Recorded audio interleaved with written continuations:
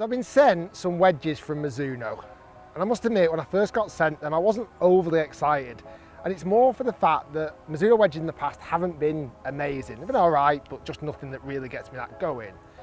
Now these are the new ES21s, and after unboxing them and also reading a bit about the spiel, Mizuno could be onto something quite different here. First off, looks wise, these look mean. They're almost blacked out, murdered out, the black head, the black face, even coming with a black shaft, and also kind of this black and grey lambkin grip. I think they look phenomenal. What I also really like, and it's only cosmetic, I like how the bottom's super clean. Like there's no text on the sole of the golf club, all the loft and bounce and everything, all the information's on the back. I actually really quite like that. Technology wise, what Mizuno is saying is they've managed to get a perfectly centered center of gravity. So it's absolutely in the middle of the head. So there's this logo on the back of the head, which I'll be honest, it almost looks like a BMW logo, car logo. Now they've positioned that absolutely behind the sweet spot. Now with doing that, they've had to change the way that the wedge is shaped, they've had to move the center of gravity further up.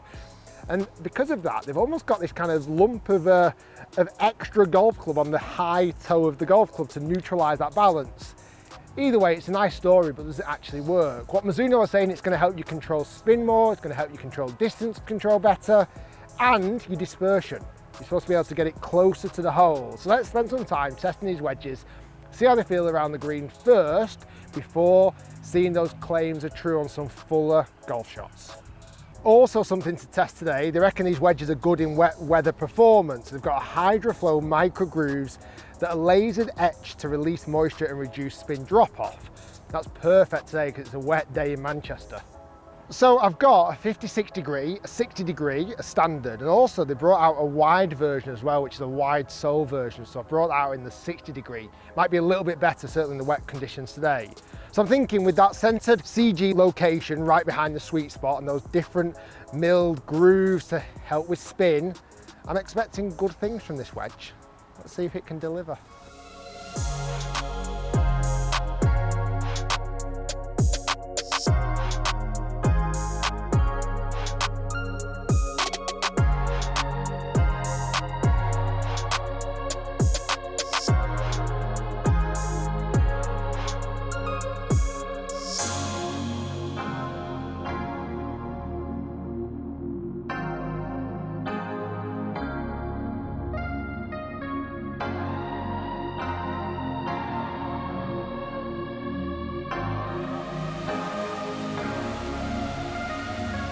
So the British weather's got the best of us. It's absolutely started throwing it down. In fact, it's hailstoning, so I might have to postpone testing till tomorrow.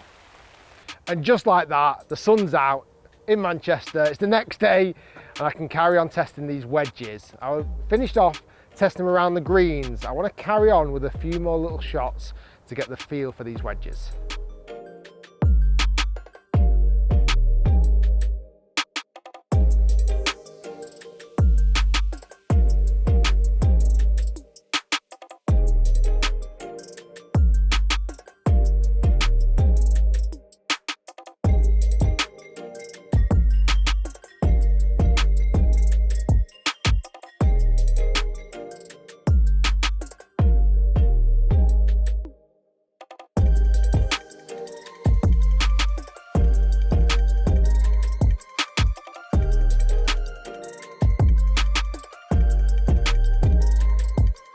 Okay, so let me start things off by saying these wedges spin like crazy.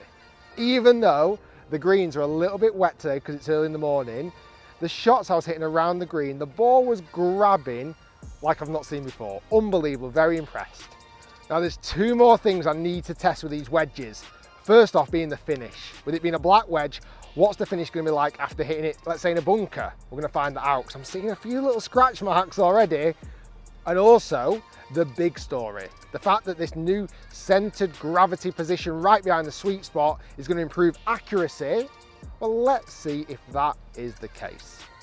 Now, a lot of people will say, well, why are you bothering doing this test? Who cares if they scratch up? Well, if I'm honest, if you're paying £159 per wedge, which is how much these Mizuno wedges cost, you do want them to last and have the same finish for a little bit longer than just 10 shots out of the bunker. Let's see how they do.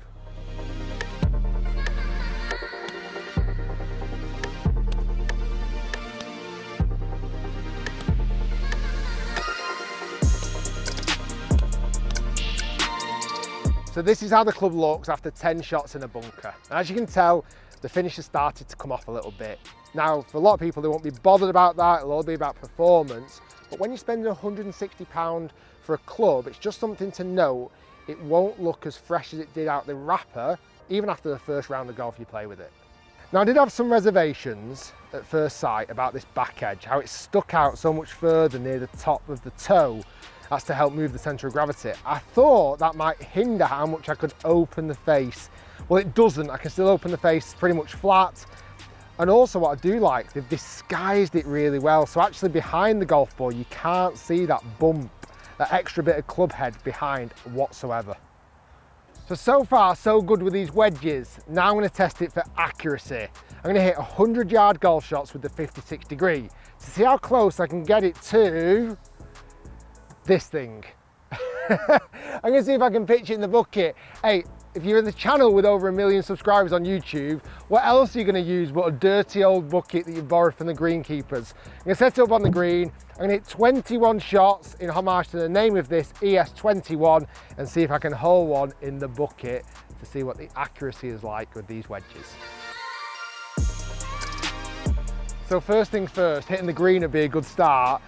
Doesn't matter how good the wedges are, if you fat it, it's not going to help you.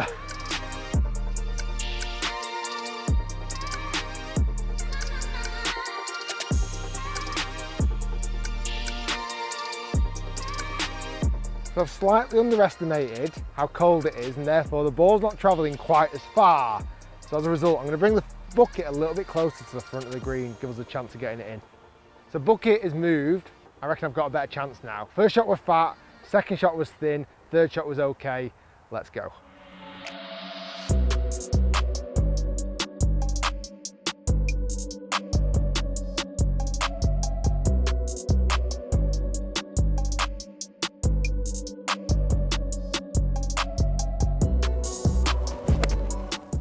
Oh, that's got chances.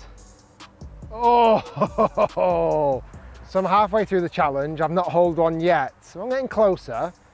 Overall though, I've got to say I really like these wedges. I think they spin like crazy. They feel really good. They look fantastic. Whether there's much truth in this idea that the centre of gravity is going to make you more accurate, I'm not totally sure just yet. I think it's still down to the person swinging the golf club. Now for the price wise, £160.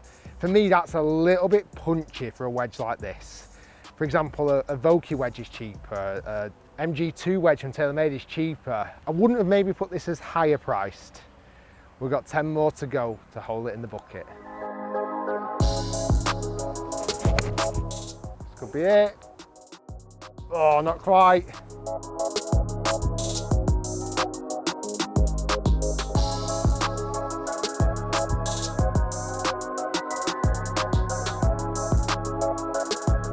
So we come down to the final shot. I've hit 20 so far. Now granted, I've not got one in yet, but still time with this last one.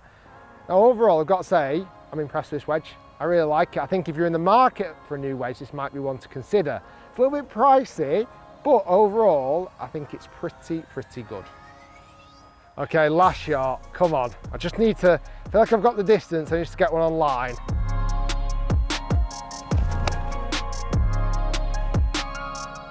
Get up, get up.